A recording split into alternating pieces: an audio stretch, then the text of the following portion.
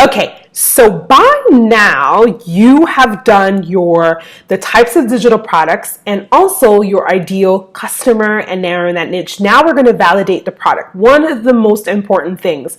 And the reason why validating is so important is because we really need to understand if this product and service is something that people need. And what I'm going to ask you to do is probably going to be really unconventional. It's probably nobody really does it, and you're going to probably feel like you're invading people's privacy. But let me tell you something.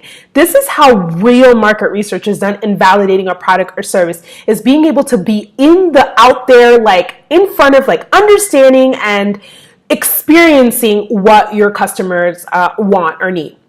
So I'll give you an example. First, it's going to be called shadow research. So validating, of course, you can do it through surveys and all that yummy stuff where you can ask a question, you can have a forum, you can have bloggers, you can ask people kind of like an interview thing. And it works really well. People who are willing to give you that information, I say go for it. Another way is getting trends, right? So you can see the trends on what people are buying and what are people needing or what is becoming really popular. You can see that. But the number one that I feel that is really out there, and you're probably going to think I'm crazy, is the shadowing effect. It's called shadow validation. Write that down. So basically what it is that you want to understand your product or your service. You want to understand if people are going to really want this or need this, because this is remember, business to business and business to consumer. You need to shadow your customer. Yeah, you got that right. If your customer is a retailer, you need to go to that retailer store, not that one specifically, but something similar, and you need to shadow them. And you can literally walk in and be like, look, we're doing some market research. We just want to shadow you guys to see how you do business in like an hour or two. We're not doing anything. It's just market research, and we just want to shadow your representatives. And when customers come in, we just want to know, yeah, you could do that. A company, this is crazy, but a company that was doing like laundry detergent, and they did like this, it's kind of like a subscription box or whatever the case is. And they basically like shadowed moms, at home moms. They went into their house, and of course, they didn't just show up. You know what I mean? But they literally asked them, like, can we shadow you and while you're doing laundry? Crickets, right? Weird? No, it's not weird. It's awesome. It's important. There's things that they won't tell you that they noticed. They noticed that moms were like using unconventional, like cups of their babies' cups, because it was like the perfect measurement. Moms were adding certain things in there because it was like, it made it fresh, it made it natural. Moms were doing all these things, and those people went back to the drawing board and were like, no, market research says XYZ, but no. Our market research, we went into 50 homes, not to say you got to go to 50 homes, but you know what I mean.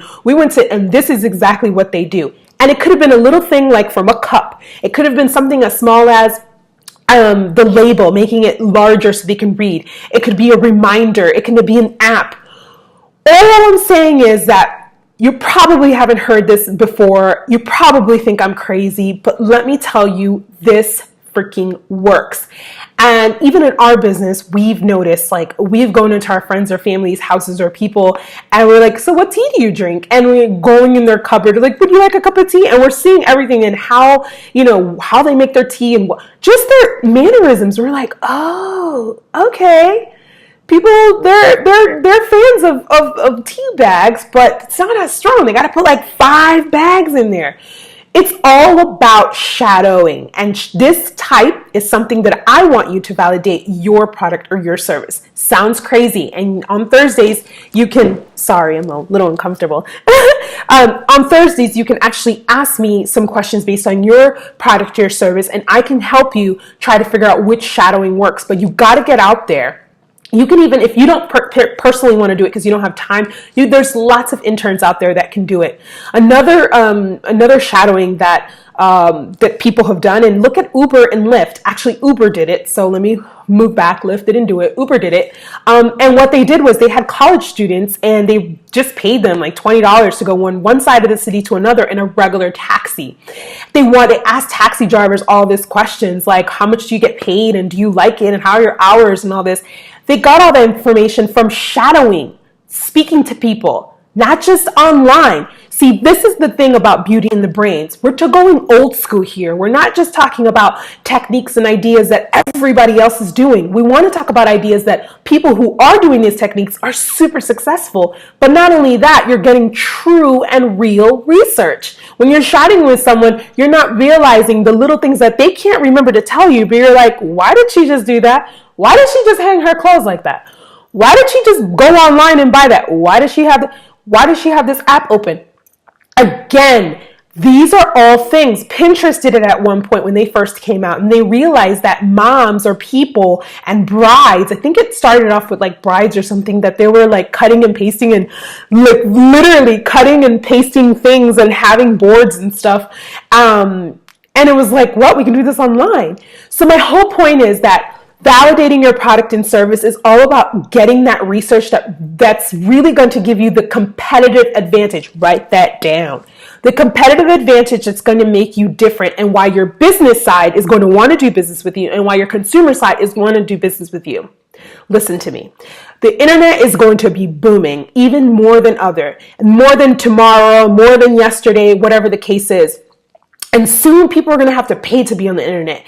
And I'm not the first one who said this, because you can get this online. You can get all this information online. But I'm telling you, your competitive advantage is really, really important. And making sure that you have products that can sell on their own based on the needs of the problem you're solving, based on all the benefits that people actually like. Yeah, that's me. Yep, that's me. Oh my gosh, where have you been all my life? You've made my life easier. You want all of your customers to say that. And even if they're not your customer today, you're putting those seeds so that tomorrow they will be able to be your customer. So validating your product, super important. So go stop right now. You can stop this video, and I want you to start thinking about all the different shadow techniques. You don't have to just do the shadow technique, but that's the main technique for the Beauty in the Brains for this little part. You can do surveys, you can make calls, you can go on forums, you can go on blogs, you can do all those things to validate that it's a need. But shadowing is going to be your number one. So let's get ready to go into our intentional goal setting of making sure and clarifying the purpose of your product, because we're going to be going into timelines for creating this actual product or service for either the business to business. Actually, we're doing both. So business to business and business to consumer. You at this point have two. You have product and service for both. Super important, because you need to have two avenues. We're on a road and we're driving. You got the left, you got the right. Guess what? We're going to the left and we're going to the right, and we're having both, because you cannot just rely on one market. You can't just rely on consumer, because guess what? There's a stock market, there's the economy, there's all kinds of things, and the pocket of a consumer it fluctuates a lot more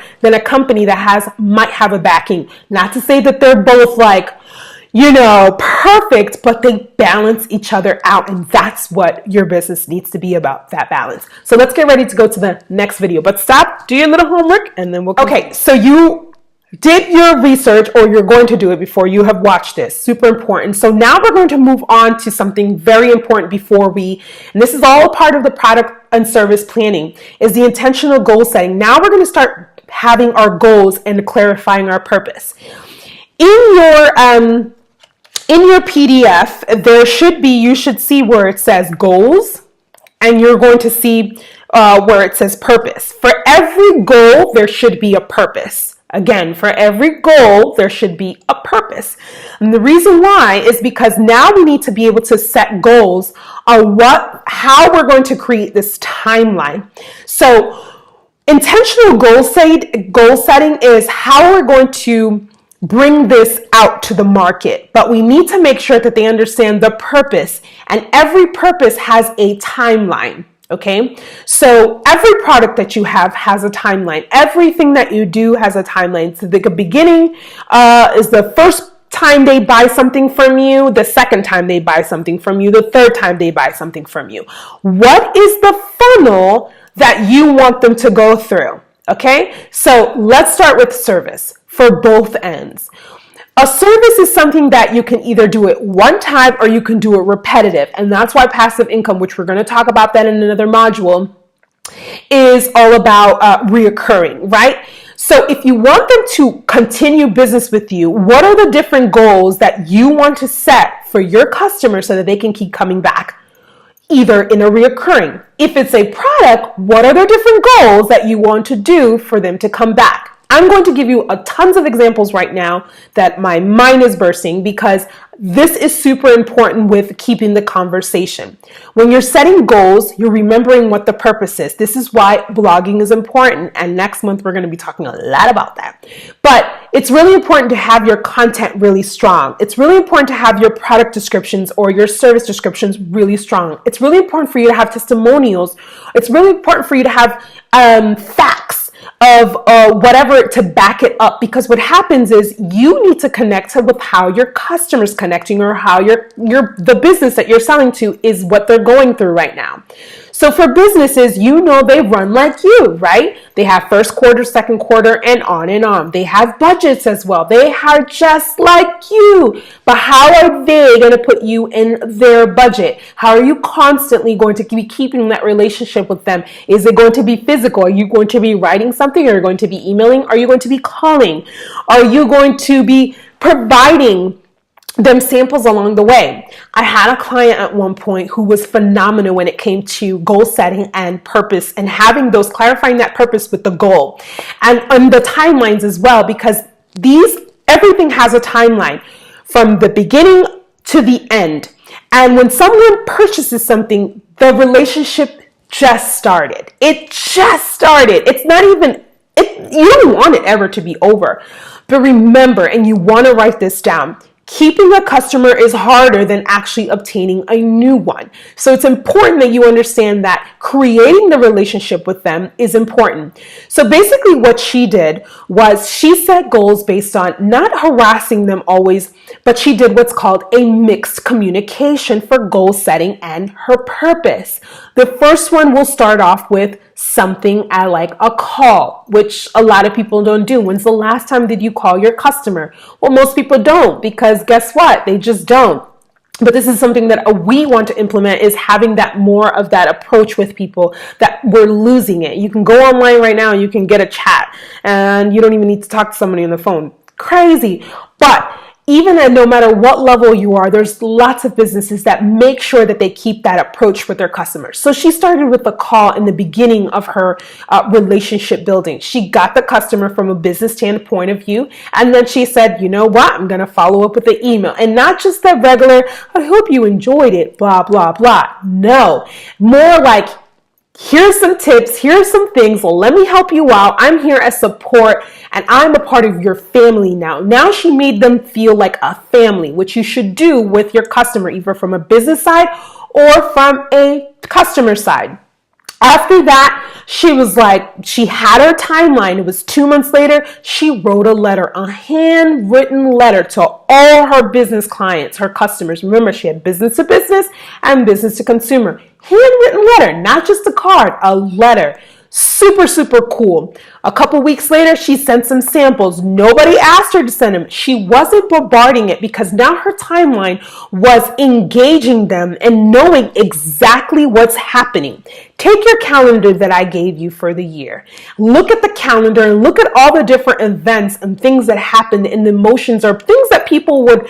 It's natural. Everybody knows that the holidays is November to December, so everybody's in holiday mode, right? Everybody knows that in February, 90% of the country is going to be in Valentine's mode. So you can predict certain things. You can't predict, of course, unfortunately, that there's, maybe a death in the family or somebody's going to get sick or whatever. I mean, those are horrible things, but you can't predict that. But you can predict some other things. So she used the timeline of the calendar, basic calendar, based on her relationship and what her product and service was, to keep this relationship going. I didn't finish with the letter, right? So she did the letter, then she did some samples, and it wasn't like, here, try this and buy from me. No, it was more like, I want to know what you think. Do you really like this? Because I noticed that we did an order for you a couple months ago about this, but I'm trying something new with this, and I want to really get your opinion. I'm not even asking you to buy, because I just want your opinion. She started to use her business contacts that were her own customers as a part of her channel of, again, market research. And what happens was these were goals. She wanted to get a double goal and a double purpose. She wanted to know if this was a really good product and would they buy it and did they like it. So as you can see, I want you right now on this list, I want you to put your goals and you're clarifying that purpose with the timeline through what your product and your service is. If you're totally confused, please email me because this part is really, really important before we go on to the next module. But I didn't finish on what she still did. And I'm going to give you the boom and the bang of why this was so important. Then after she did the samples, she went ahead and, after she did the samples, it initiated a sale because they needed a sale from something else. It wasn't even what she said, which took them to another funnel. And it was like, okay, and what happens is she started it all over again, but in a different format with different things. Now, if they would have not bought something, her next call of action was going to be a relationship builder. She was going to connect that customer of her customer with someone else. No, there's no charge. There's no nothing. It's just say, hey, this is my bestie in this industry. You're my bestie in this industry. I want you guys to meet. Do you see what I mean about the goal setting with the purpose and the timeline? That was going to be the next step. But since they bought, she put them in another funnel. But ultimately, she ended up doing that in the other funnel. And she did the other things, but she did it backwards. What happens is in the course of everything that she did that in the course of 6 months. All that stuff that I'm talking to you. Not only did they order that one time, but when she went into another funnel, before she could know it, they ordered 2 times. This was a business-to-business relationship. This was the goal setting that was with the purpose, and it had its timeline.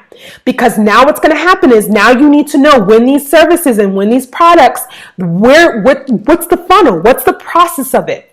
Because as you create products and services to go for both, you need to have a balance. So you know, like we spoke about, the time frame of when you're going to be offering these things, that you know that your attention is going to be balanced based on your business to business needs and your business to consumer needs. You gotta have both, you guys.